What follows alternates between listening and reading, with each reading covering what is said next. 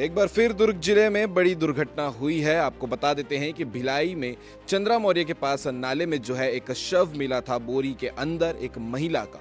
और उसके बाद लगातार ये एक सवाल उठ रहा है कि ये हत्या हुई कैसी है। इसके अलावा आपको बताते हैं कि पोस्टमार्टम के लिए बॉडी यहाँ सुपेला आई हुई थी, लेकिन पोस्टमार्टम जो है वो सीएम हॉस्पिटल में होने वाला है, इसलिए इसे यहाँ से रेफर कर दिया जाएगा। इसके अलावा बड़ा सवाल है, हाथ में 3 नाम लिखे हुए हैं, महादेव एक वर्ड लिखा हुआ है, इसके अलावा लखन, सुरेश और आरती नाम लिखा हुआ है। तो इससे यही अभी तक के अंदाजा लगाया जा रहा है कि जो महिला है उसका नाम शायद आरती हो सकता है। इसके अलावा जिस हिसाब से शरीर को देखा गया है तो जानकार के हिसाब से अभी तक यही जानकारी निकली है कि 30 से 35 साल इसकी उम्र होगी और यही अंदाजा लगाया जा रहा है कि दूसरे इलाके से इसकी हत्या करके यहाँ पर लाकर फेंक दिया गया था। इसके अलावा चेहरे को जो है बोल्डर या पत्थर से कुचल दिया गया है, जिसकी वजह से चेहरा समझ नहीं आ रहा है। और इसके अलावा बहुत सारी डिटेल है जो शायद अभी निकलना बचा है। जब पोस्टमार्टम होगी, पुलिस कार्रवाई करेगी तो फिर इसके बारे में डिटेल मिलेगा। लेकिन बड़ा सवाल यह है कि लगातार दुर्ग जिला में अपराध बढ़ते जा रहा है और पुलिस इस विषय में क्या कर रही है, ये बड़ा सवाल है। क्या